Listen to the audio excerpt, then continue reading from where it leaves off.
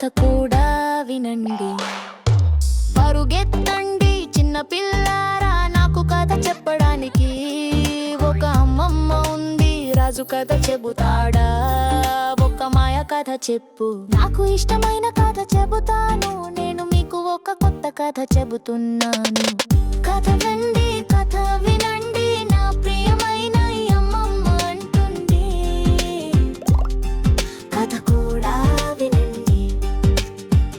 అడవిలో ఒక సింహం ఉండేది, నేనే రాజుని. అది చెప్పింది అదే, దాని శబ్దం అడవిని కదిలించింది. జంతువులన్నీ భయపడిపోయాయి. ఒకరోజు ఒక చిన్న కుందేలు వచ్చింది. అది సింహాన్ని చూసి నవ్వింది.